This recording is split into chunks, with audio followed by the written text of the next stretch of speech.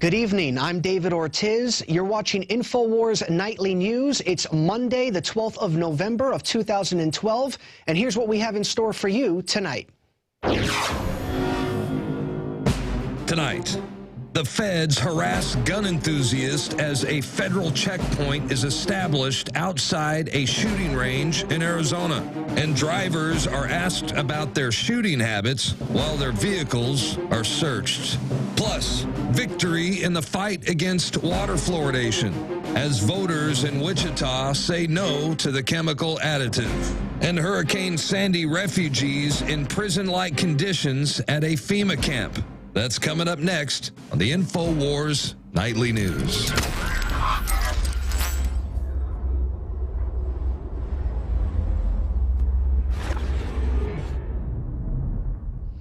Welcome back. Well, this past weekend, Alex took a road trip with his family, and during the road trip, he saw a monument to tyranny, what he deemed was a monument to tyranny. He was so bothered by this monument, he decided to file a report. So let's go over to that report that Alex filed.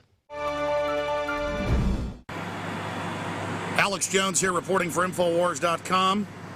I was driving through Houston and came across the George Bush Monument. They've got them at the airports here. They've got them all over. And it's just amazing when you actually know history and know that his father, George Herbert Walker Bush's father, grandfather to George W. Bush, Prescott Bush, was the top Nazi under Brown Brother Harriman here in the United States. It came out in the different hearings.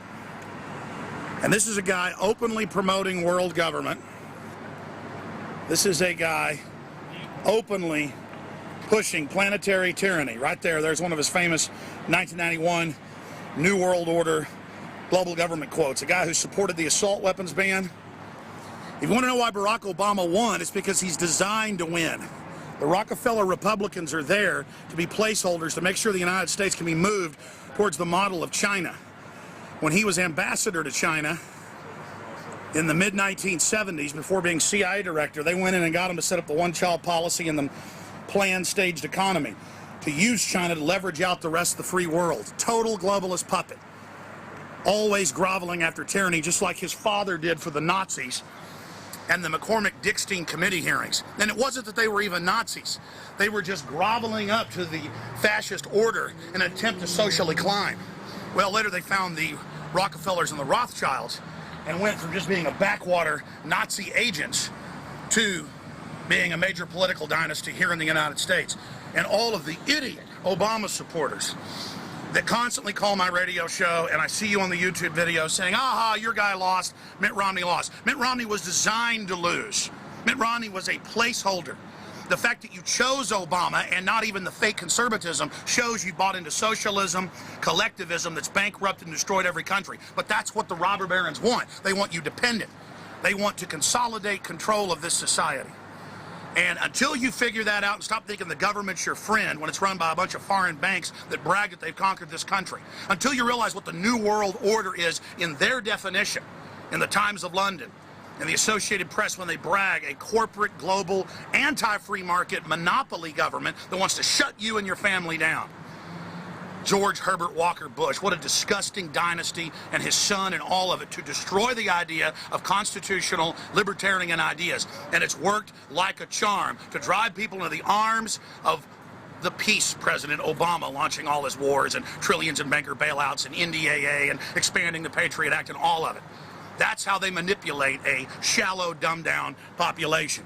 So there it is, ladies and gentlemen. Disgusting monuments all over the place. Oh, look at him. He came to Texas and worked hard. Come over here, Richard. He came to Texas for his CIA front and started his little fake oil company, Zapata Oil, CIA front, and the Bay of Pigs and all the rest of it.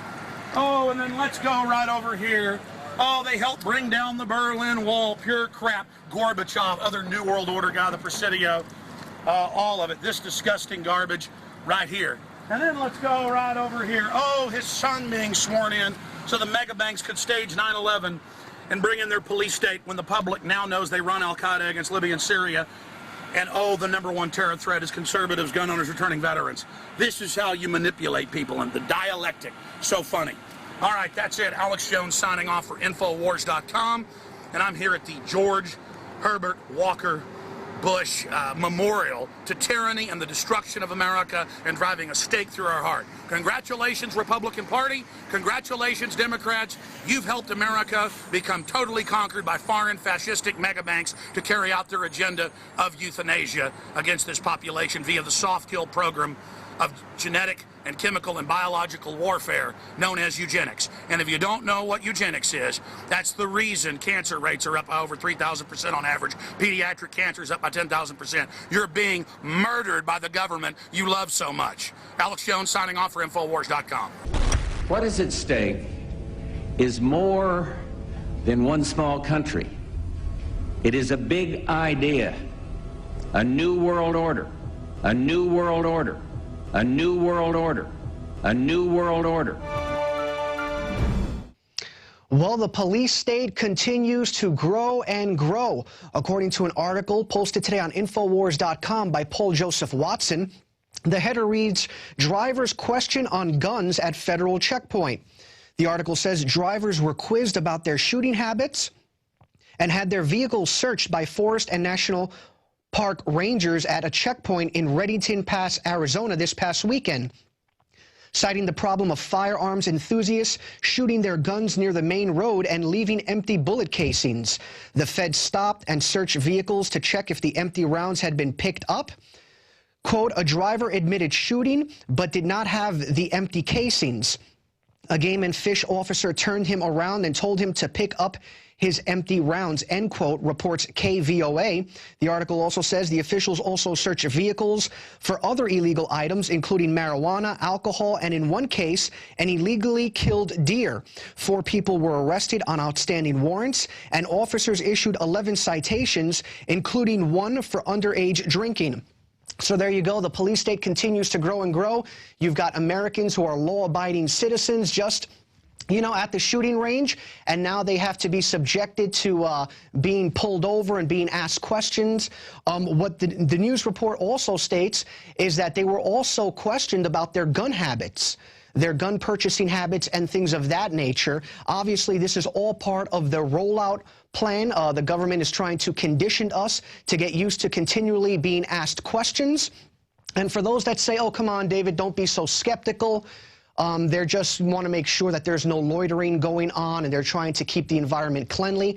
I wonder why they don't try to do that at the border for illegal immigrants that leave trash throughout miles and miles of border. So they're very selective with this enforcement. It's our opinion here at Infowars that this is just their horrible attempt to try to restrict our Second Amendment rights. Again, they're very selective with their enforcement. They don't do this with illegal immigrants who leave trash on the border. But, yeah, they're going to bother you if you're a gun owner at a shooting range. And that took place at Reddington Pass, Arizona.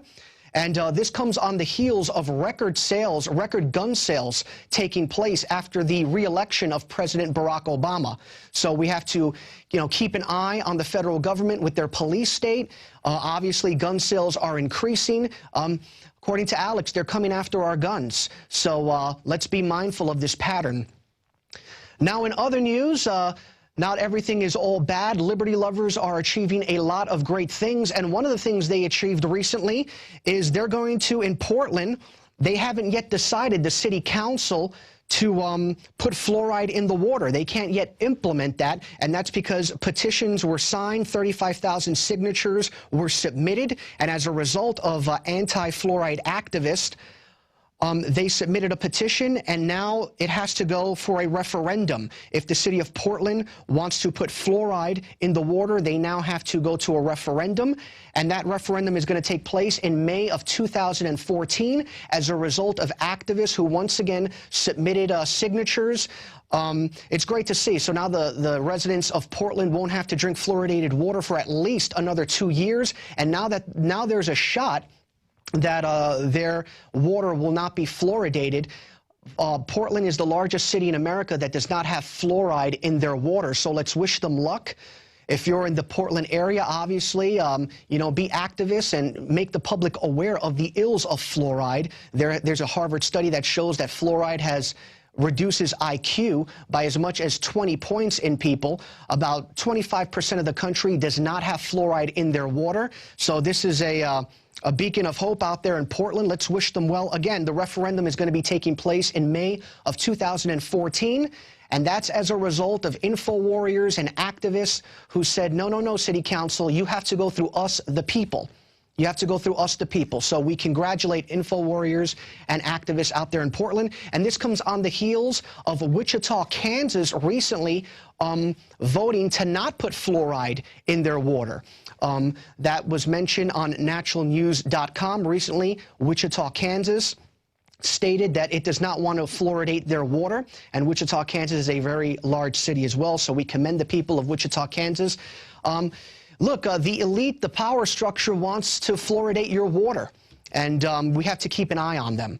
Now in global news, it seems that some military action is taking place between Israel and Syria. According to an article posted by the AP today, it reads, Israel strikes Syria armor, hiking spillover fears.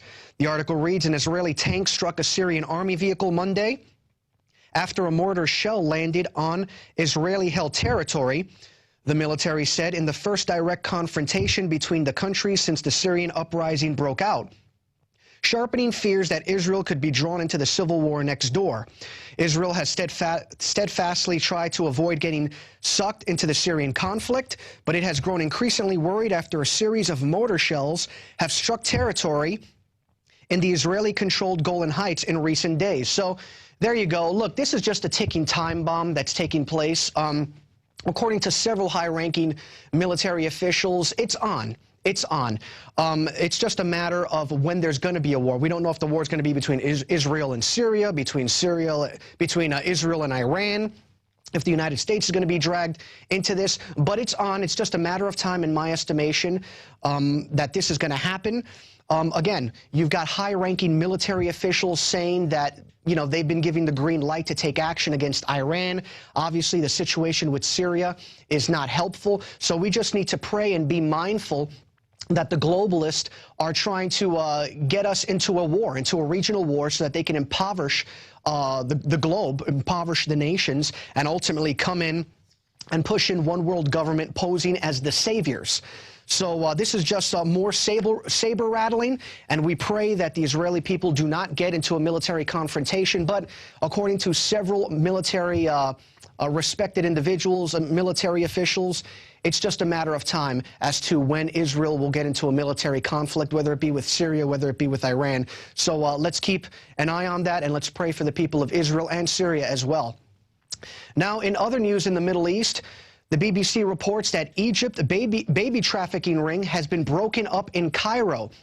According to the article, 2 nurses and a doctor at a Cairo hospital are among 5 people arrested, and police say they are still searching for the hospital manager. The babies were reportedly sold to childless couples after cesarean sections were performed on a woman carrying unwanted children. Babies were said to have been sold for up to 3,500 Egyptian pounds. According to Egyptian media reports, women who had come forward too late for an abortion were offered a cesarean section, and their babies were then sold on, apparently at a profit. So there you go. You've got the globalists, you have the elite, and it's just this continual push to demonize people, to minimize life. You see that with the eugenicists, with people like Ted Turner, Bill Gates saying that we need depopulation. You see that with Agenda 21. They continue to insinuate that we need to bring the public together, and we need to, you know, not develop too far away from one another. We want everyone in close quarters so that they can be controlled, if you will, despite the fact that studies show that the world's population could fit inside of California and Texas. You've got these eugenicists continuing to push Agenda 21, continue to promote abortion, and continuing to demonize life. So that's just further evidence that this is continuing, and that was in Cairo, a baby trafficking ring. Of course, that's not being picked up by many mainstream outlets. Now, speaking of complete tyranny and complete evil, we're going to go over to Eric Holder, who, according to an article by Fox News, his wife It says that his wife seems to be involved in an abortion clinic. According to the article, the revelations about Attorney General Eric Holder and his connection to an abortion clinic are becoming worse as new information has come to light showing he failed to disclose his wife's co-owning of an abortion business. Just before the election, Human Events broke the news that Holder's wife and sister-in-law co-own through a family trust, own the building where a controversial abortion practitioner operates.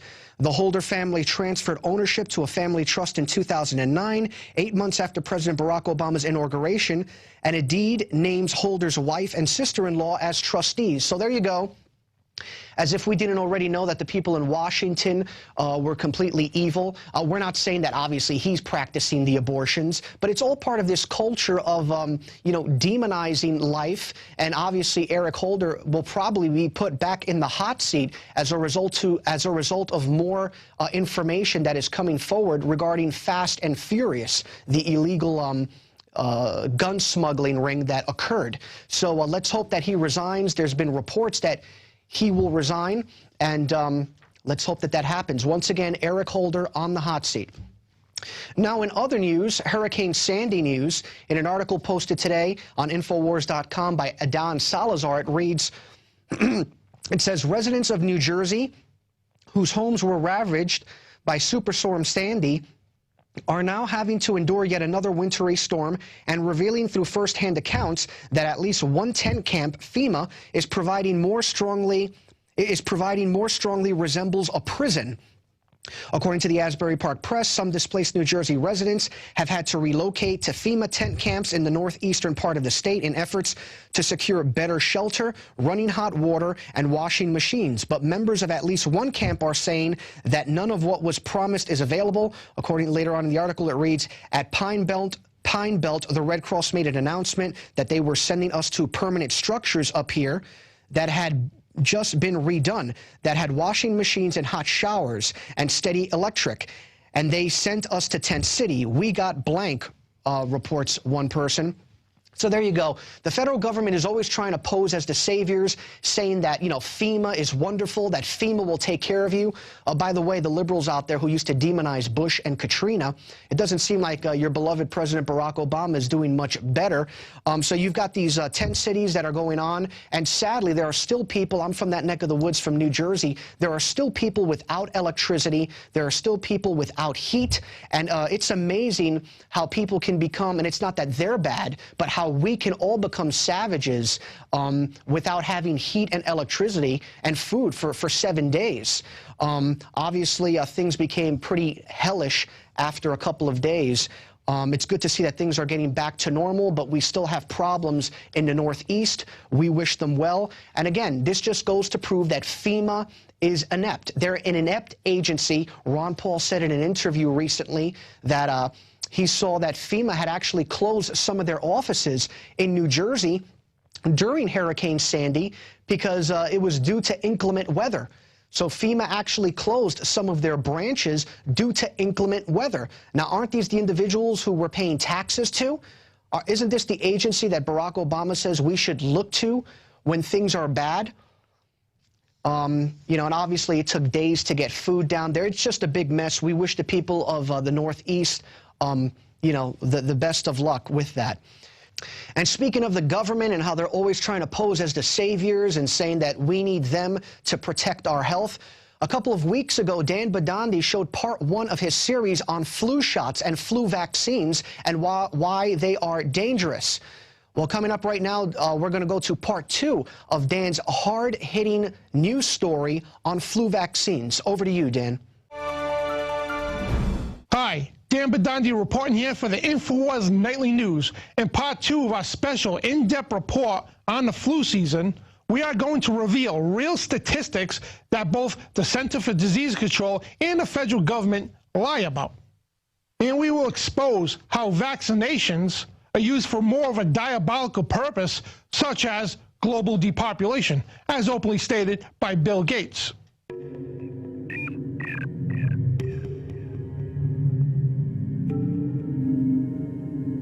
An article by Paul Joseph Watson, which is also in the Infowars monthly magazine of October of 2012 edition, In the article is new study finds link between flu shot and the H1N1 pandemic. A new study has found that people who received a flu shot before the outbreak of 2009 H1N1 pandemic were more likely to catch the swine flu virus, a startling discovery given the fact that the experts have blamed the pharmaceutical industry for deliberately engineering the pandemic to make huge profits from vaccines. NaturalSociety.com reports that flu shot worsens H1N1 symptoms, a new research reveals. And it states that vaccines made individuals more sick and worsened the H1N1 symptoms. And the article states that vaccines are often chock full of harmful ingredients that might get us sicker than the illness itself. Chemicals found in the flu vaccines include aluminum, a neurotoxic linked to Alzheimer's disease, formaldehyde, a carcinogen. PrisonPlanet.com reports a bombshell that 18 people died of the flu, not 36,000 as claimed by the CDC. The flu season is approaching, and of course we will see the Center for Disease Control urge all parents to act like good little robots and have the whole family jabbed with flu shots. The usual warnings and predictions will be trumped by the CDC and their compliant media, in other words, propaganda. And according to the CDC statistics, influenza and pneumonia took 62,000 lives in 2001, 61,000 of which were attributed to pneumonia and 257 to the flu.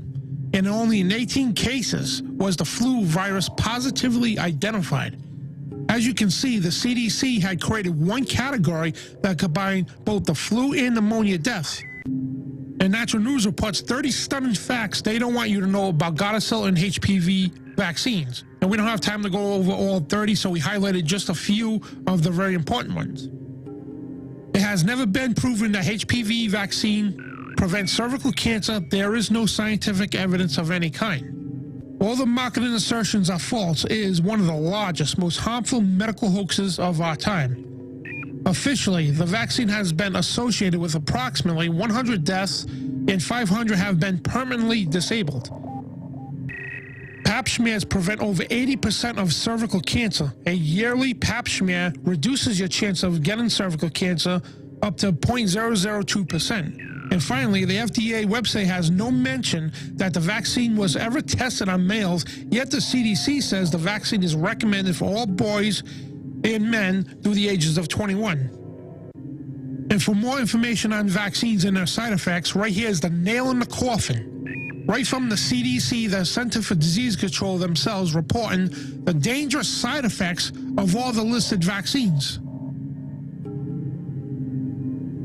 And Cryptagon reports that Gates Foundation funds unmanned aerial vehicles known as drones to distribute vaccines. And the article states that Judge Barbatius of the Harvard-MIT Division of the Health Sciences and Technology in the USA will lead a team to develop unmanned aerial vehicles that can be deployed by healthcare workers via cell phones to swiftly transport vaccines to rural locations and alleviate last-mile delivery problems and improve cost, quality, and coverage of vaccine supplies.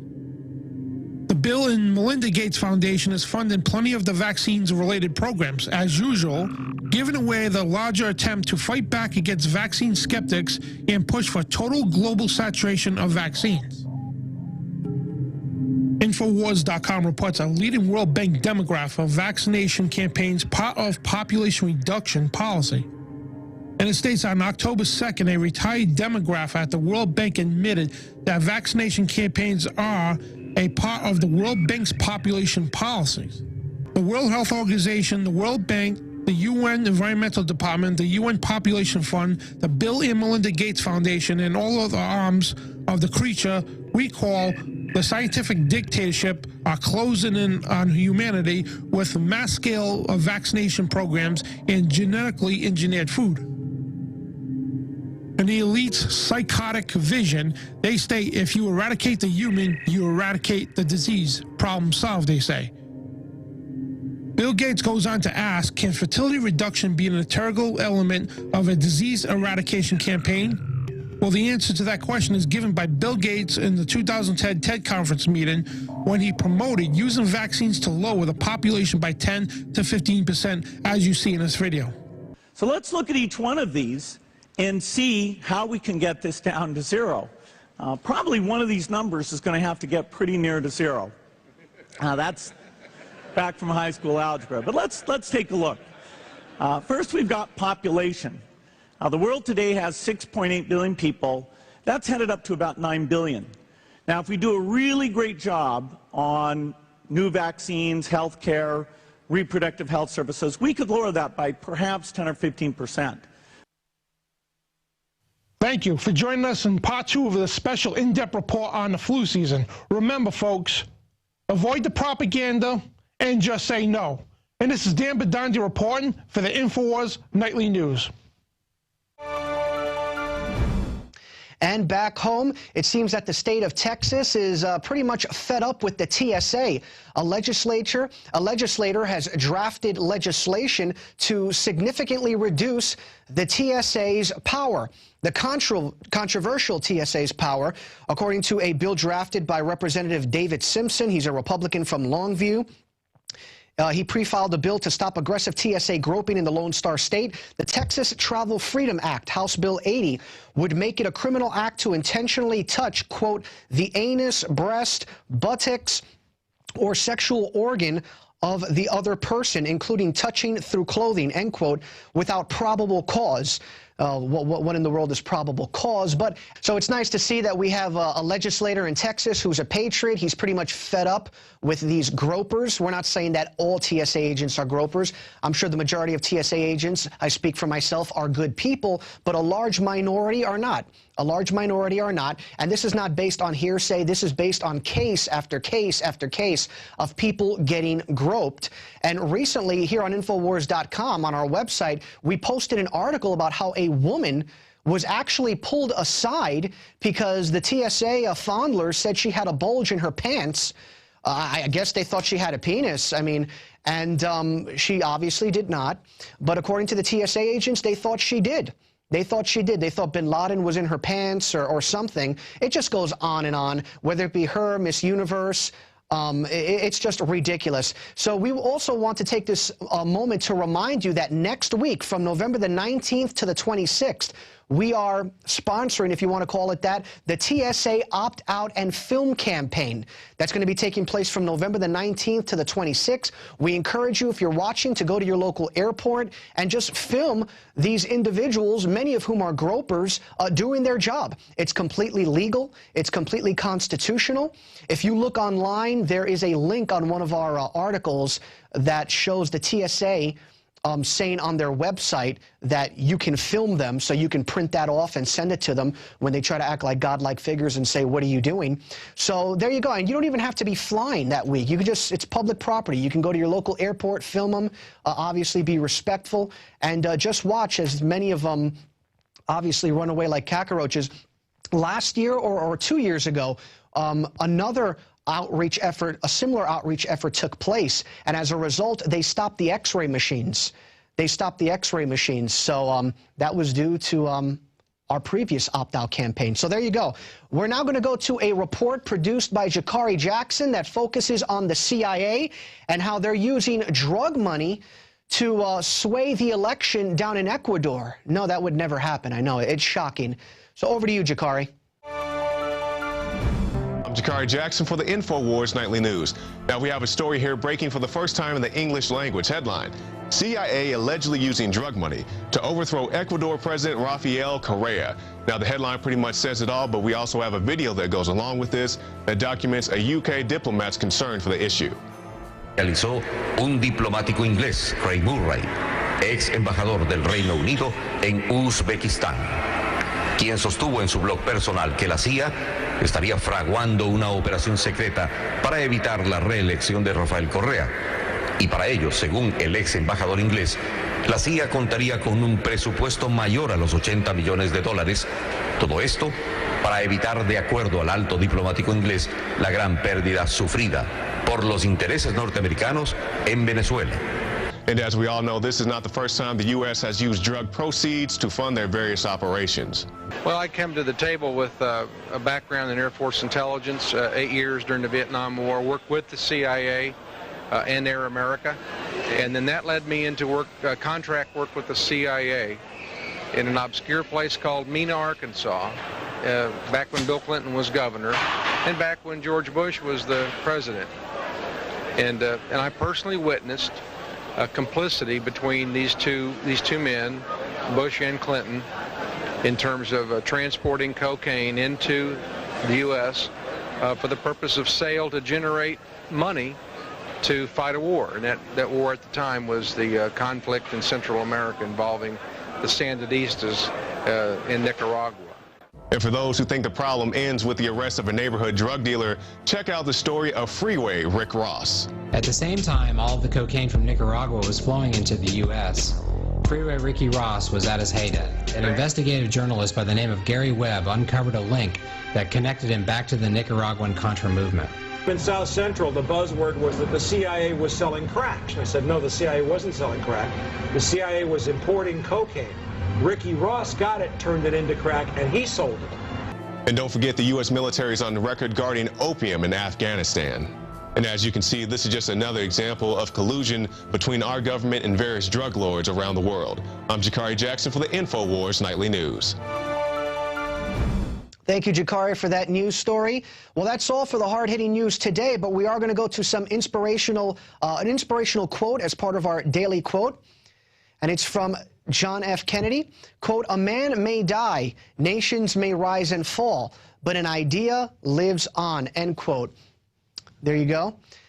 And that was the daily quote. And remember, if you like what we do here, if you like our operation, if you think if you approve of the fact that we're going after the globalists, we encourage you to support us. And one way you can do that, you've done so in so many ways, and we thank you for that. But one way you can do that is by becoming a member of PrisonPlanet.tv.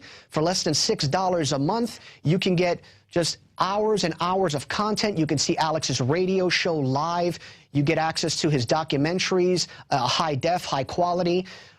You get to see his rants, ebooks, and also you can go to InfoWarsShop.com. And this week we actually have a pretty amazing discount that we're offering for Pro Pure water filters. Obviously, this takes out the fluoride in your water as well as other harmful chemicals. And if you just put in the code WATER15, you'll receive 15% off Pro Pure water filters. One of our reporters here, I won't disclose her name. I mean, I'm sure she's proud of it, but I'll just say, well, I just disclosed it, but there's only one female reporter. Melissa Melton got a Pro Pure filter. There, I said it. She's a patriot. I know. I should keep that a secret. She got a Pro Pure water filter, and she cooks with it, and, you know, so we practice what we preach here. So go get those Pure water filters. And thank you so much for watching tonight's edition of InfoWars Nightly News. Again, I'm David Ortiz. Have a great evening. And we are back on this November 12th, 2012 Monday edition of InfoWars Nightly News. And one of our favorite and extremely informative guests, Gerald Celente, is back with us. I had him on election night, and of course he called Obama correctly, from Dublin, Ireland. What an amazing interview we had. It was so good, I re-aired it on the radio on the Sunday afternoon show, and my family, my children, sure enjoyed listening to all the great people there in Ireland cheering. We were driving around Austin during the rebroadcast. But unfortunately, we don't have good news today with Gerald Celente and his lawyer being on with us. They're having to sue Google, and he has filed that suit. And the Business Insider broke the news a few days ago. I just learned of it last night when Rob Dew called me about it. And so we're going to kind of flesh this out and give you more details of how Google, and I've had this happen to me too, will let people kind of operate as if they're you. And it causes just amazing problems. And, of course, the Attorney General of Texas has been suing Google, and other attorney generals have, for people that advertise with Google, giving them preferential top links, even above the real group or business or organization themselves. So that's why I personally have had a lot of problems. And behind the scenes, I don't know, for 4 or 5 months, I talk to Gerald every few weeks before he comes on the radio or sometimes off air. I've gotten to know him, meeting him up in New York a few times. And so we're friends, and he's pulled his hair out saying there are people out there that operate like they're me, saying things, and then I basically get the blame for it. Well, yeah, I've had that happen to me as well, or people edit what I say. It's a big problem. The Internet's a double-edged sword. It's a great way to empower people, but it's also a vehicle that can cause a lot of problems when groups like Google that say that they want to be the internet basically are unresponsive. And I think that's one of the biggest issues here. You know, talking to Gerald off air, as he's having to sue them just to get their attention. I mean, he's certainly not a litigious person. And, of course, Gerald Celente doesn't need any introduction here. Dyan Finguerra, his prestigious intellectual property lawyer, is, of course, the person honchoing the suit, and he joins us now from Kingston, New York, via video Skype. His lawyer will be joining us here in a few minutes, is joining us via phone. Now, correct me if anything's wrong. I was just kind of giving a basic boil down there, Gerald, and then break down exactly why you've been forced to do this as we also show the viewers out there your lawsuit, your complaint. Well, what's going on, Alex, are people taking out blog spots in my name: Gerald Celente channel, Gerald Celente blog spot, Gerald Celente channel.blogspot, on and on. And Google, we've contacted Google several times. We have, our attorneys have, writing cogent letters expressing the concern that these imposters, pretenders, are using my name. And what they're doing is, as you well know, I'm internationally renowned for my work as a trend forecaster. So people hear me and they Google up Gerald Celente blog. So they see the first thing pops up, a Gerald Celente blog, and they go to it thinking it's me. And what they do is they put up all of this information that has nothing to do with what I believe, say, or recommend. And what they do is they get tons of advertising because I'm so popular. So Google profits from it because of its AdSense and its pay-per-click. So we've contacted Google and we've notified them personally and through my attorney several times that we have imposters that are taking my name to drive people to their sites. The Google blogger team has to either be a bunch of morons, they don't care, or they're just interested in getting the money. Because each time that either I contact them or my attorneys contact them, they send back these inane letters that have nothing to do with imposters or trademark infringement. Gerald Celente is a trademark. I'm also covered by the Lanham Act because of my popularity over the years. But every time we contact them, it's like you contacted a municipality to complain about a parking ticket.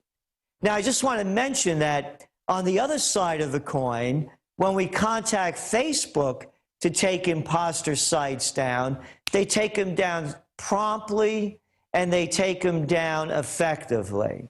But I have to wonder, either, again, the Google people are too stupid to know the, quote, Google, the blogger team, or they don't care, or they're making too much money off me, or the morons don't know what the definition of imposter is, because imposter is a pretender. Now, also, Alex, to underline all this, Google has an imposter policy. But it's an imposter that they have an imposter policy because they refuse to enforce it. So now what's going on? These people are posting things, for example. I mean, you know me, we know each other a long time. They have guys, morons up there spouting out anti-Semitic, anti-Catholic, anti-Christian, anti-Islamic statements, such as, I'm sure you knew about this, Alex, because if you went to the Gerald Celente channel, you would see some jerk spouting off that Prime Minister of Israel, Benjamin Netanyahu, and the Pope and the Vatican are in concert with each other to start a Christian-Muslim war. Now, when you go onto this site, what do they have on the top of it? Trends and forecasts. What's my name of my business? The Trends Research Institute. What are some of my trademarks? Trends Journal, Trends Alert, world leader in trend forecasting. Why shouldn't this be me? If you go into a store that says Neiman Marcus and you walk in and they're selling a bunch of crap, you think Neiman Marcus is selling crap. Well, the Google crapsters are allowing imposters to sell Gerald Celente while they're selling crap, fraud, and insightful, life-threatening information.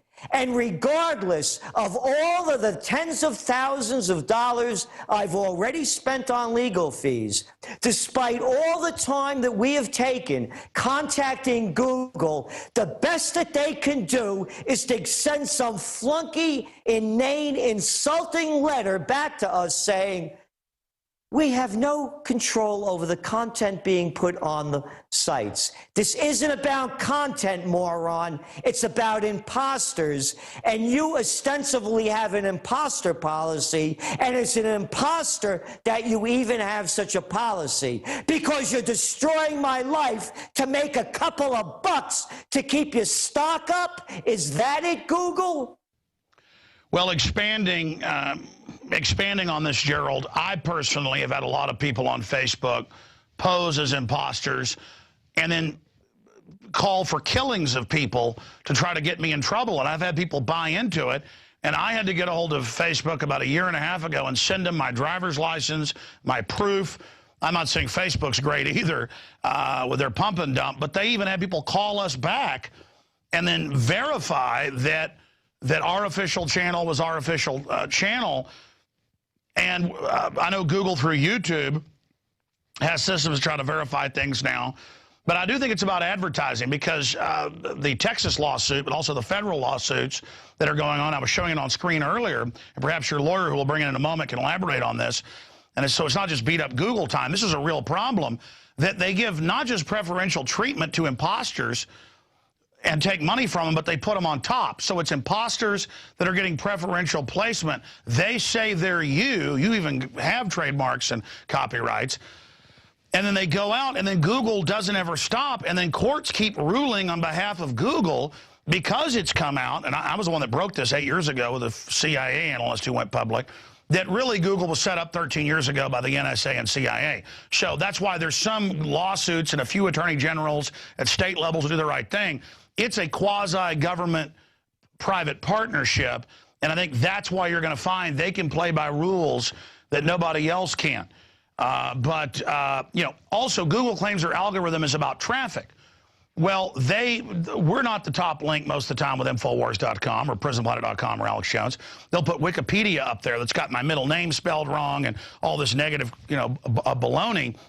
But yeah, there it is, law.com. Any partnership between Google and NSA can remain secret because it's national security, U.S. Court of Appeals held.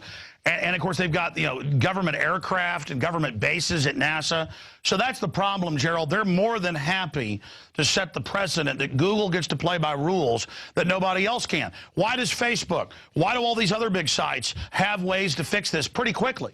And why doesn't Google? I think that's the key here. Elaborate on that, and let's go to your lawyer. Yeah, that's exactly it. Like you said, Facebook got in touch with you. We contacted Facebook last week. Another imposter site went up.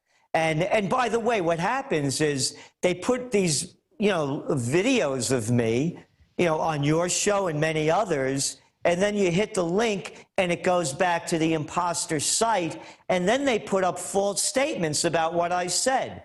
Like, you know, I've said this hundreds of times, thousands of times. I don't give financial advice, and I don't tell people where to buy gold. But Gerald Celente said you could buy gold at, you know, fakegold.com. You know, we're terrific, and Celente supports us. Facebook took it down like that.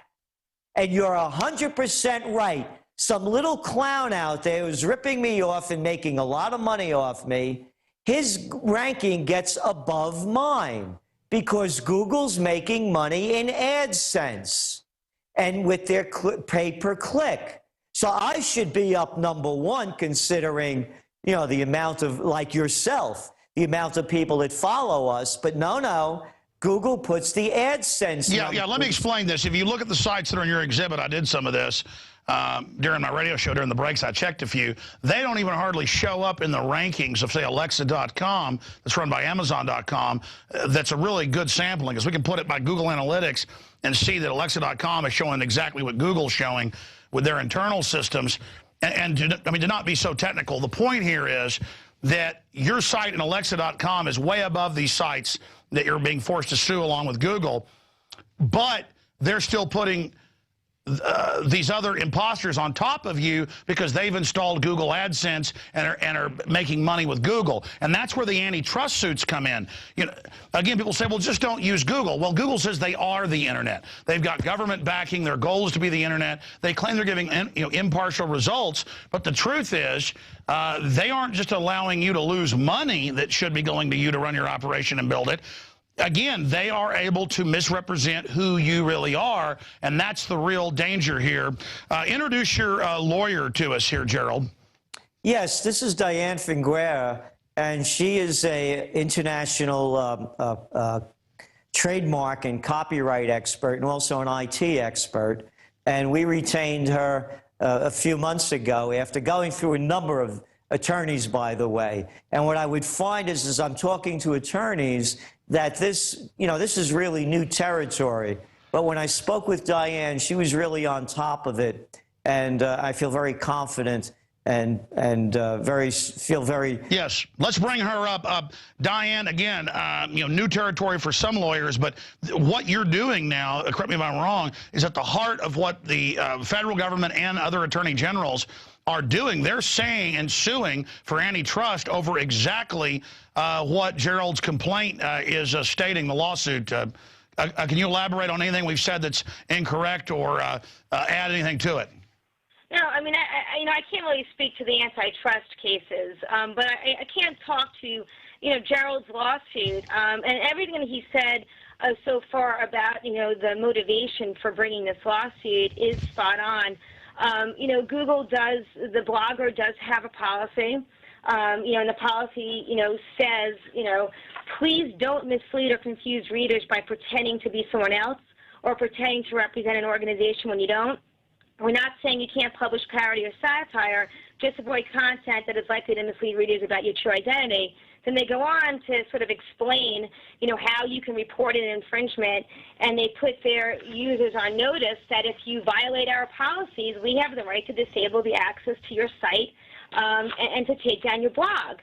So, Gerald did all of that, and they, to no avail, and that's what's sort of, baffling from a legal perspective, because, if you have a policy, you can avoid being liable for contributory trademark infringement by enforcing your policy. But you can't skirt liability by just having a policy. Quantify that for me. I mean, is it not the be used? Mm-hmm. So, had Google, just taken down these blogs when they were reported through the policy, the whole lawsuit could have been avoided. And that's what I think Gerald finds frustrating, and that's what, I find frustrating as well. Absolutely. Interjecting here, I think you're alluding to the Digital Millennium Copyright Act, DMCA takedown. I'm alluding to the to the blogger policy that you can get from the Google website when you go to blogs. And on the bottom, there's a click for. Sure, but just to be clear, I mean, if you talk about DMCA, and that's where you'll find what the internal blogger policy is. So this isn't a copyright case, which would kick in what you were referring to, the Digital Millennium Copyright Act. This is a trademark case. No, I understand that, but I just want to quiz you because you're an expert in this. Reading the Digital Millennium Copyright Act, all of it, it's supposed to give Google or Infowars.com, we have a social network, planetinfowars.com, it's supposed to give me the protection I need to let third parties come on and have their own blogs, their own radio shows, their own information, so that if they do something wrong, I get notified, my policies comply with the third-party issues so that I can then act accordingly and pull their information down. And so what you're saying is basically it's in the same territory that, yeah, their policy is in accordance with copyright and trademark and all the rest of this, but they're not enforcing it even after being warned over and over again. Yeah, that's true, except that I wouldn't even give him that much credit because the blogger policy doesn't even address trademarks. It addresses copyright, and it addresses impersonation, and a couple of other things like crude content and violence, but it doesn't even address trademark. So, their policy, while they have one, isn't as complete as it should be. But what they do have that applies to us, they're not enforcing. Interesting. I want to come back to you in a moment, but I want to ask Gerald this before I forget. Gerald, I know that you told me 3-4 months ago when you were pulling your hair out on this that you didn't just contact Google over and over again. You contacted the people that are in your exhibit. And, what did they say when you said, I'm going to sue you? We didn't even say we're going to sue you. We said, take it down. And they started cursing and screaming at us and telling us to basically go F ourselves. And all the others that we said as well, because they're with impunity. Google leaves them alone, and as you well pointed out, they give them high ranking. Just to put this into context, Blogger was owned by a company called Blogger, and Google just bought Blogger last April. Here's a quote from Google after they bought Blogger. This is from the Google themselves. They said, Google admitted, quote, truth is, we're still figuring a lot of it out. Guess what? They still haven't figured it out. This is a year and a half later. They have a clear stated policy. The policy says they do not permit imposters. What does it take? Does it not take a Philadelphia lawyer to know what the word imposter means? It means pretender. As I said, if you go into a store that has a big sign on it that says Neiman Marcus, and you go in there and it's selling crap, it's an imposter. Google is facilitating the imposters. They're renting out the space so that the phonies could put Gerald Celente on it and sell crap. So to me, Google is as responsible as the imposters. And Alex, you know what's happened to me over the last year. That SOB, John the Slime Corzine, stole my money, 6 figures, going in from MF Global, going in and stealing my money out of my segregated account. What did the United States Attorney General do? Eric Holder. Oh, Eric Holder. Came from the same white shoe firm that represents MF Global. He didn't do anything. What are people doing in Google when I get ripped off? Nothing. The word justice is being misspelled. It's J-U-S-T-U-S. Just us. I work like you do. I work tirelessly to perform at the best level I can and to put out the best information that I'm capable of coming up with. And what do I get for it? I have people stealing it, stealing my reputation, robbing my business, and people like John the Slime Corzine stealing my money. And what am I supposed to do about it? You think Dyan's firm comes cheaply? I'm spending a fortune on trying to stop this from happening only because these SOBs are robbing the public at every level, and there's no one there to stop them. And that's why I'm speaking out. I've had it.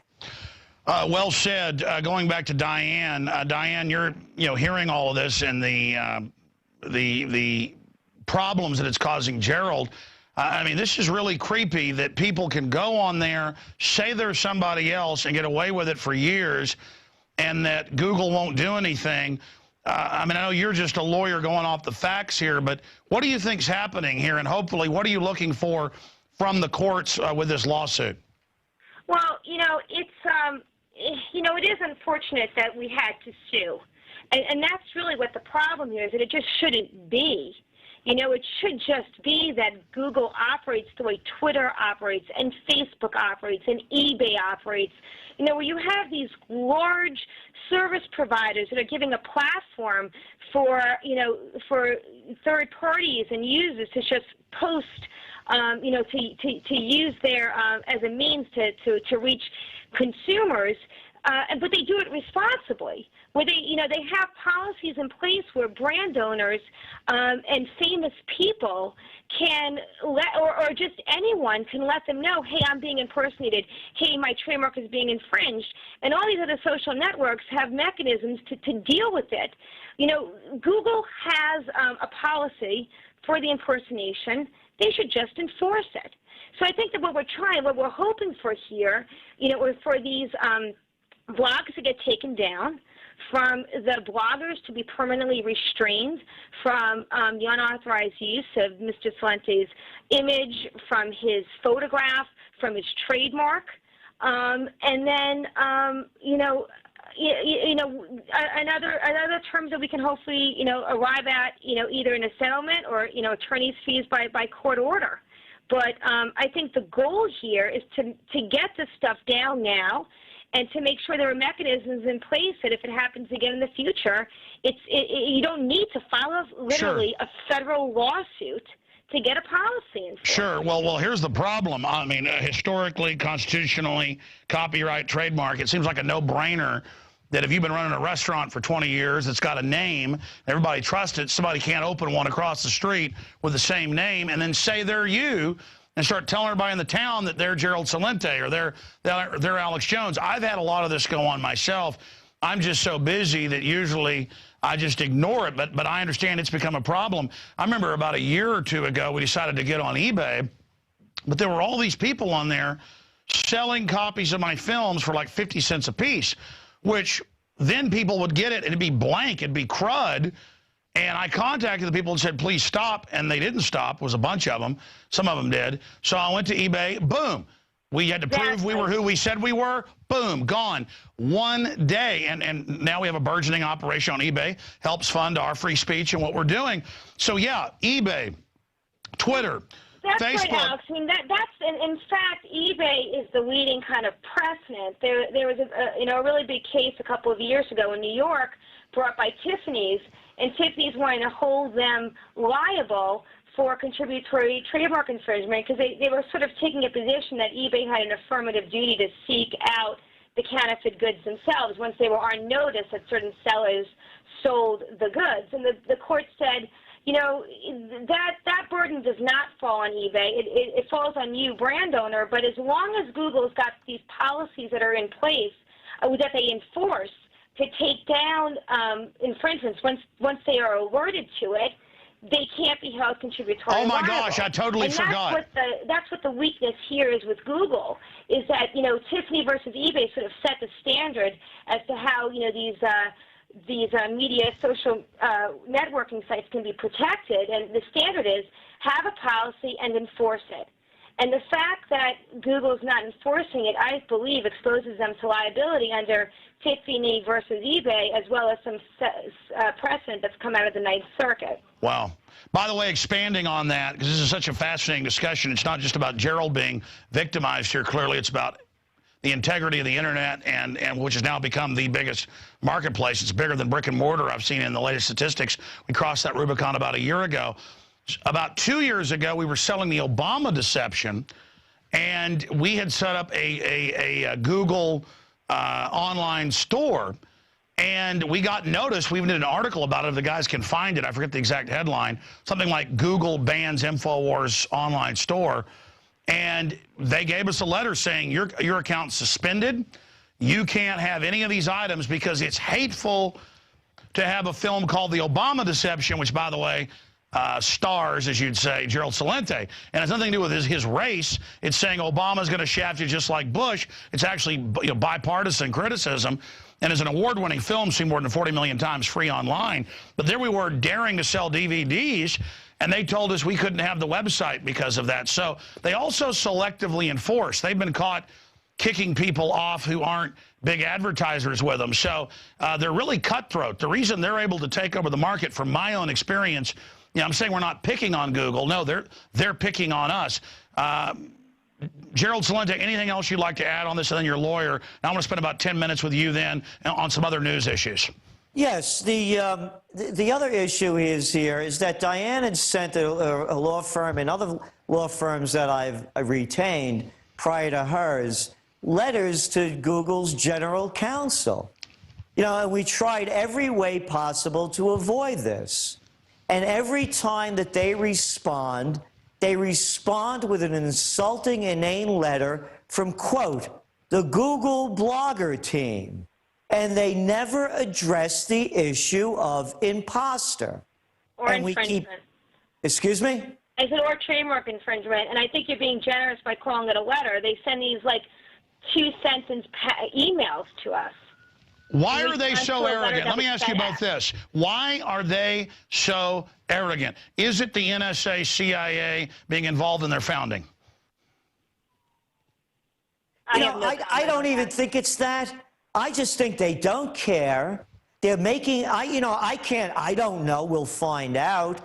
As I said, you know, the only things that I could come up with is they don't care, they're too arrogant, they're making too much money off AdSense with all these people having fake blogs up and tons of advertisements, tons of them rolling through all the time, or the Google blogger team, as they said a year ago, is that we're still trying to figure it out, and maybe the cats can't pick up a dictionary and figure out what the word imposter is. But I want to make this really clear. Before an attorney writes a letter and sends it to Google, there's hours and hours of work that go into it. So they write a very detailed letter with case studies, all the examples of infringement, costing a lot of money and a lot of time. It goes to the general counsel, and then they send you back, as Dyan said, this insulting 2-paragraph form letter that addresses none of the issues. So what is it that allows Google to stand up above us all, ruin my reputation and others? And by the way, as you point out, this isn't only about me. This is about all of the other tens of thousands of people that are getting ripped off by imposters that are making money off other people's blood, sweat, and toil. Well, you're absolutely right. And again, I'm not a litigious person. I know you're not a litigious person. And we've got all this extreme copyright and trademark infringement going on, you know, where McDonald's, 60 Minutes reported over a decade ago, sued the McDonald family. You had the McDonald Castle. For 400 years, they'd had a pub there, you know, serving food and stuff. And, of course, last time I checked, McDonald's lost the case. Or you've got, you know, people that put up a Disney character on the wall at a daycare center that they bought, and, you know, and then Disney sues them. I mean, you've got these extreme wild cases, and then you've got stuff where people are saying they're you. I mean, because that's one thing. I mean, it goes beyond this. It's now a defamation, slander, libel, if you want to call it. Alex, the harm that it's caused me, you have no idea. The letters that we get, the emails, how could I say such things? I had respect for you. I no longer have it. And, of course, people are going to these blogs, and it's also hurting my business because they think that piece of crap is me. Oh, no. People everywhere say that I said things I didn't, or they edited together. But again, over time, people figure it out. It's just so many people are just now getting into politics and are kind of children. Going back to Dyan in closing, and I'm going to hit a few items with you. Gerald and I have been jumping in, ma'am. We appreciate your time and what you've done. In 3 or 4 minutes, other points you'd like to add that are pertinent to this case? No, I mean, honestly, I think Alex and Gerald, you guys really have covered it quite well. You know, I think that, you know, at this point, we have to go to court to sort of restrain the bloggers. And then I'm, you know, hoping that maybe once we actually have a person to speak with it, you know, a representative from Google, I'm kind of excited now that Google is going to have to get a lawyer that I can talk with. And, you know, this is the type of case that we shouldn't have to litigate, and I think that it's a type of case that we should settle. And if we can't settle it, you know, I'm very confident that like I said, the cases in the Second Circuit in New York are very favorable for us. And then there's a really great case that came out of the Ninth Circuit that I think that we can use as persuasive reasoning here. And I think we've got an extremely strong case. So it's in Google's interest to not have this litigation go forward. But if it does, this will be a precedent-setting case.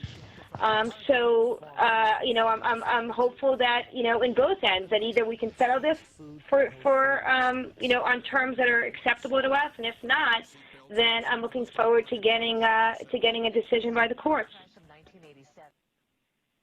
Said, again, I really appreciate you spending time with us, and we'll track this as it unfolds, and I hope that Gerald can get justice. Thank you so much, ma'am.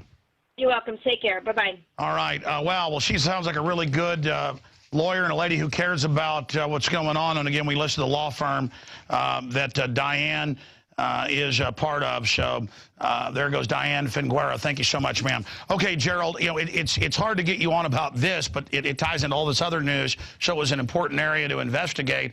I myself have been wronged by Google quite a bit, and I've thought about doing things in the past. You know, what really is bad is when the Army, you know, for a month has put out the helicopter shooting Iraqi kids, and it's on ABC, NBC, CBS, everywhere. I go get the same clip from the WikiLeaks. I play a short clip of it, and they shut my channel down and say that it's improper for kids to see this when it's a black and white film of a minivan getting blown up. But all the other channels on YouTube can show it. Now, I sent them letters telling them I was going to sue them, and they restored the channel. And I don't know how that process works. The problem now is we've had Google make false claims against us, and now when we have done appeals, they just slap them down. So I'll be honest, since you're bringing this up, I'm moving into the range now because the First Amendment comes first of having to sue them. But again, it's a $300, $400 million company. It's very creepy. Any other comments about Google? And then I'd like to just get what's front and center on your radar with the economy, with Obama, and with Obama has now, they're going to bring back the assault weapons ban. Dianne Feinstein wants us to make us turn the guns in. I mean, things are getting really, really bad very, very quickly. People up in Camp FEMA in New Jersey and New York, it's in mainstream news that they've got military helicopters out there, people freezing to death, literally, and now they're kicking the media out, 12 days without power and water. I thought the preppers are evil people, Gerald. Yeah, as we said right from the beginning, the entire U.S. infrastructure is in collapse. It's collapsing. It's right there in front of us. Sophisticated countries don't have telephone poles with wires running around them. That went out in the days of telegraph. But in a country where you have to fight wars all around the globe, you have no money to put in for the people or the infrastructure. Sophisticated countries have these things called floodgates. So the water starts going into tunnels, they close it down. And it goes on and on and on. Now, on Obama, I'm delighted that he won for one reason, and one reason only. And I mentioned this to you, and by the way, as I said, you're a huge hit around the world. I was in Munich, I was in Dublin last week and a half, and everybody came up to me, heard me on your show, loves what you're doing, huge supporters of you, and as you know from the crowd response in Dublin, how much they really believe that. I'm saying what I'm saying because in talking about Obama and where's the country going, the rest of the world really sees it. Had Romney won, there would have been the BS line. Well, you know, give him some time. He's a businessman. He'll be able to figure it out. And the charade would have gone on for another 8 or 10 months. Now with Obama being the empty suit and Romney being the stuffed shirt, the empty suit won. No one expects anything of Obama that has a half a brain and that is not an Obama apologist. So, what's happened in the last week since Obama got elected? Hey, Alex, how about $1 trillion been wiped out of the world equity markets?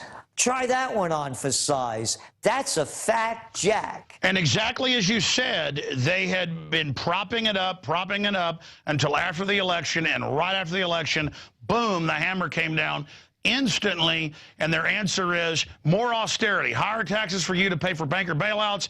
That will fix the world problems. And I want to mention this again with the banker bailout. Let's make this 100% for anybody who knows people that can't understand anything or don't want to believe anything. Here's the deal. Private banks around the world made bad bets. And now they want their bad bets covered by us paying them off. End of story, period, paragraph. Doesn't go any further than that. The big lie is that if the banks fail, we all fail. Disney couldn't have made that one up. No one would have believed it.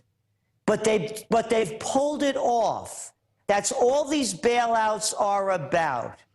The people around the world, in Spain, in Italy, in Portugal, in the United States, you know my saying, Alex, when people lose everything and have nothing left to lose, they lose it. They're losing it. They're not only killing other people, they're killing themselves. People that have worked all their lives being thrown out of their homes on foreclosure after you bailed out these guys. And here's another atrocity of America, in fascist America. People work all their lives to buy their homes. They pay taxes every year. And now all of a sudden they're out of jobs or down on their luck or too old to work, and they can't pay property or school taxes, and they come and take their homes away? What kind of country are we living in? What kind of immorality is this? And I could sum the immorality up on this special day that we call Veterans Day. Let's call it Victims Day. Ever since the end of World War II, I'm not talking about the people that fought in World War II or World War I. Ever since after World War II, every veteran that has died or served in this country's armed services has served a big lie. They served the lie of Korea. They died uselessly. They served in Vietnam, a Gulf of Tonkin incident that never happened. They served in Iraq for weapons of mass destruction and ties to Al-Qaeda that never existed. They're fighting now and dying in Afghanistan. I love it, that guy Petraeus. Petraeus, the 4-star general. Yeah, he should be demoted to Major F-up. Because that guy is the guy that kept spewing out the lies, the deceit of impressive progress. These criminals, these war criminals, these Clintons, these Bushes, these Johnsons, these Nixons, these Obamas, that are all getting our people killed for lies should be brought up on war criminal charges. Instead, pick up today's toilet paper of record, the New York Times. Big photo of Obama laying a wreath at Arlington Cemetery. And then you go into the rest of the pages, Alex, not a word about anything. Not a word about all the lying wars. Just a piece of prostitute photography to keep the people believing in the big lie of these deceivers in chief, these con men in chief that are destroying the moral fabric of this country. What do you call it when the crooks wrap themselves in the bravery of the troops? Because even though the wars are frauds, they still have bravery. Most of the troops do join because they think they're being patriotic, even though a lot of it's for poverty. Because expanding on that, I remember it came out last year that 12 years ago in 1999, Bloomberg AP reported on this. In fact, you can pull it up if you want. Prudential and others, what was the exact headline for viewers out there? Prudential, let me find it. Insurance companies made deals to take veterans' death benefits to where they tell troops, oh, you're signing up for a 2, 5, 10-year stint. Sign here to put part of your check in to a death benefit, a life insurance for your widow or widower. And they went to the Veterans Department and got a deal to steal, the big 10 insurance companies, the money when World War II vets through current vets die. But, oh, it's unpatriotic to talk about that. They say, keep the wars going. That's what the troops want, is to win this war. No, they don't. They want to come home. They want to come home. And they never rotated troops like this back and forth. These poor guys keep going over there. I want to make this really clear. This is not about the troops that I'm talking about. These are a lot of young kids. They're targeting, Russia Today did a great segment on how they're getting these Hispanic kids and hounding them to join the service. You have people with futureless futures that they're dragging in. This is not about the troops. It's about the psychopaths in chief. Oh, by the way, I could end the wars like this. End them, not another one. Guaranteed. I heard Obama say Assad has to go. I could balance the budget and end the wars.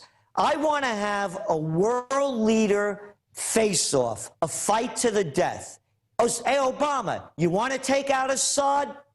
Get in the ring, Junior. Take him out. Keep me out of your psycho trip. And we do it on pay-per-view.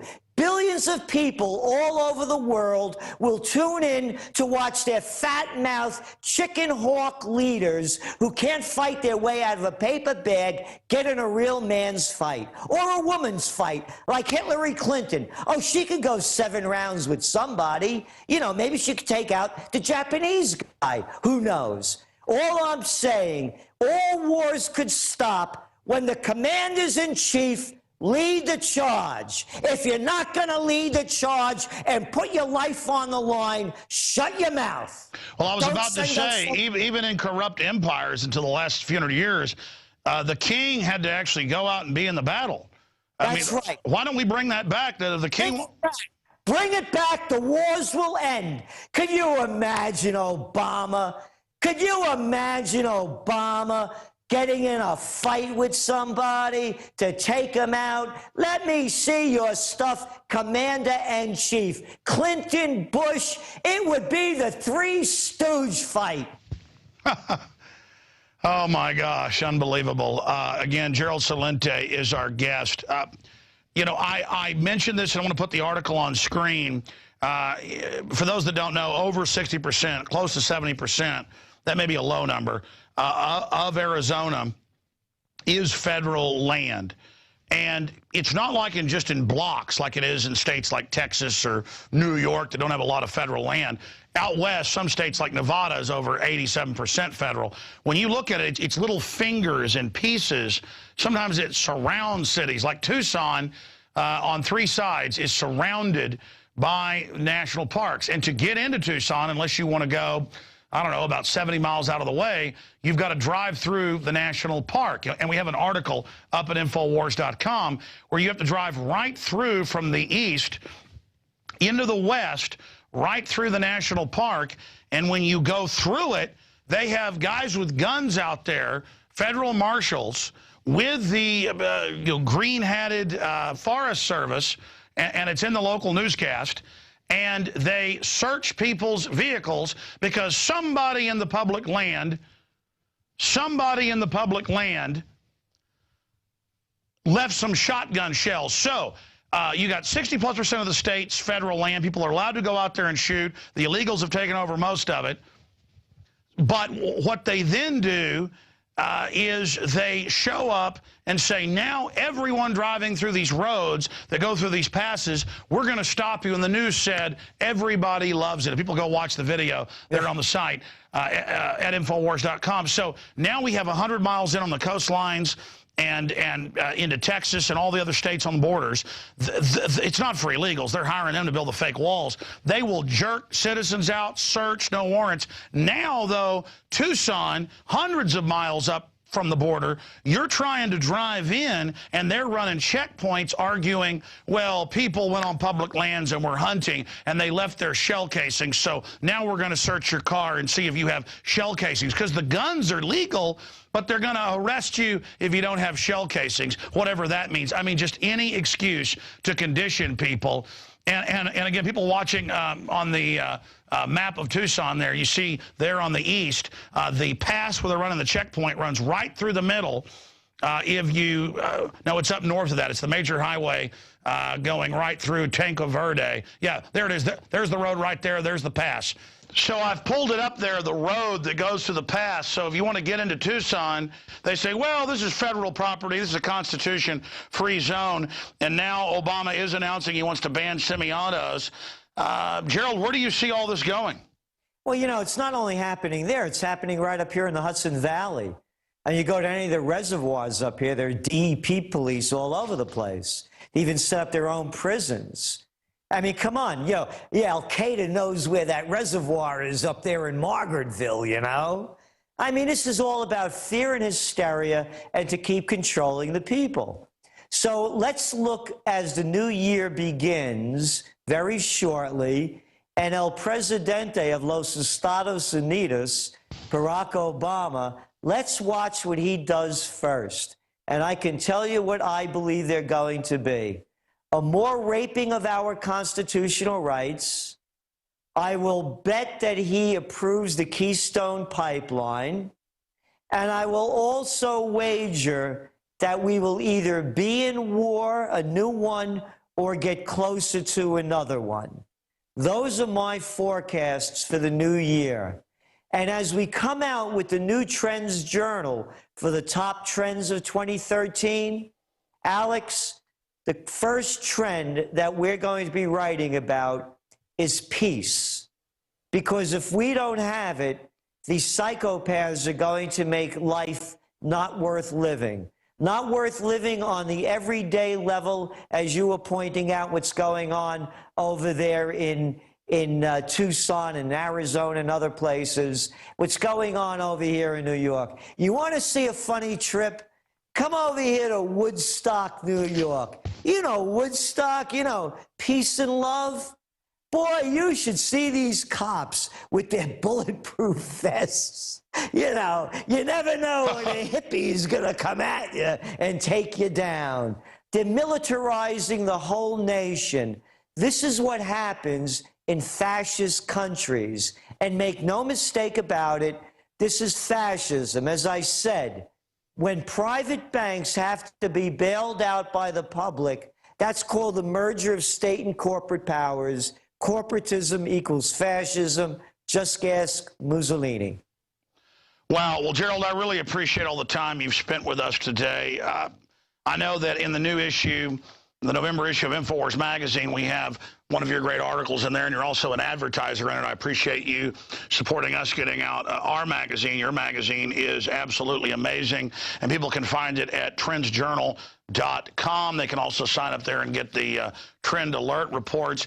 But, you know, you've been on the show before, and we've talked about people better support alternative media for sanity, like trendsjournal.com, like Infowars.com, by spreading the word, by going to our official sites, and by, you know, buying the products that we have. Because, as you say, prepare, survive, prevail, just like you promote buying locally, having real communities. The globalists are doing everything they can to consolidate control. They want us buying Chinese slave goods, and I'm not judging people. It's almost impossible not to buy some. But when you can, it's important to vote with your dollars, whether it's for organic food, you name it. So people should give a gift subscription to Infowars magazine to their friends and family, 12 issues. If that won't wake them up, nothing will. People should give gift subscriptions to the Trends Journal. You know, just pay for it and then send it to their address as a Christmas gift. And then you wake up friends and family, but you also support what Gerald and I and many others are doing. Alex, I have to say this. The opportunity has never been greater. This election was a total fraud, and a lot of people know it. It was a lesser of two evils election. 11 million people, including myself, didn't turn out to vote this year. The gap, the vacuum is so huge it could be filled with anything. It could be filled with greatness, courage, respect, dignity, and passion, and change of a magnitude of a renaissance change, a rebirth of quality and greatness like never before. It's a total fraud, and a lot of people know it. It's up to us to change the future, because if anyone says that you're powerless in changing the future, they're trying to rob you of your dignity, Deny the soul within you and the God that lives within you, or whatever you believe, because you create the future. And if you leave it to them to create the future, guaranteed you're not going to like it. Absolutely. Well, Gerald, thank you so much for spending all that time with us, and I hope your lawsuit prevails. If there's any justice, it will, because, you know, you're clearly there trying to get some injunctive relief to get these people off your backs. Hopefully now some of the folks that have been doing this to you will understand that the dogs have now been released reluctantly, and they can back off. But more and more I realize I'm going to have to sue some people as well, just so people understand that we're not going to be walked on. You know, don't tread on me. Exactly. And this is, as Dyan Finguerra mentioned, this is a precedent-setting suit. It's going to affect everyone, and should we be victorious, it will benefit everyone. Wow. Gerald Celente, Trends Research, thank you so much. TrendsJournal.com. Thank you. Ladies and gentlemen, we will certainly all hang together, or as our founders said, hang separate. The government is doing everything in its power to make us dependent on the system, and they've got lots of excuses and reasons of why it's great, and demonizing those that aren't for collectivism. The controllers want us under collectivism because they want to dominate and run our lives. And it's time to say, hey, don't tread on me, and demand liberty and demand freedom. You know, many of our founders said it. Other philosophers have stated it. And we've seen it throughout history. Liberty is not given. It is demanded. It is taken. And when we become a bunch of compliant little serfs and slaves, wolves will rule over a nation of sheep. Now, continuing here, I don't want to be sheep-like, but I understand that other people out there do. It's time to force the sheep out of their catatonic slumber. It's time to go print 2.0, something the internet kill switch can't get rid of, and to get 12 issues of this, 60 pages, delivered to your friends and family's door, or to the local police station, you name it. So go give a gift subscription, one easy payment of $59.95. Half of that's the shipping and handling. And we will deliver 12 of these to whoever's door you want, whether it's your door or somebody you want to wake up's door. 12 copies, believe me, this is going to bounce around the office. It's going to bounce around people's houses. It's going to have a big effect. Now, it doesn't financially support the InfoWar, but it supports us all in upping the game and waking people up. We sell these magazines at cost. You can also buy them in bulk of groups of 10, right up to 100 at cost as well, to hand out to friends and family like the founders did with the pamphleteers. Now, finally tonight, because there was such a huge response to this, we're going to extend it for a couple more days because of request. We are the biggest seller of ProPure water filtration systems in the world because we already have them at the lowest price. Then we discount them an additional 10% with the promo code WATER. Until Wednesday, you can get 15% off on the already lowest prices at InfoWarsStore.com on ProPure water filtration. And your purchase does support our broadcast with the profit we make. There's also fluoride filters there that you can add to it to really reduce that almost down to nothing. But this could take swamp water and make it safe. So can the Life Straw. All available right now at InfoWarsStore.com or by calling 888-253-3139. We don't have globalist sponsors. We're supported by viewers and patriots and liberty lovers out there like you. We don't take tax money and then use it against you. We are funded by you, free association. Great job to the crew. Great job to Mr. Ortiz doing the news portion of the transmission earlier tonight. And I will, Lord willing, see you back on the radio tomorrow, 11 a.m. Central, 12 noon Eastern at Infowars.com, XM 166 and over 140 AM and FMs in your area. The fact that we're growing shows that people are waking up. Alex Jones signing off.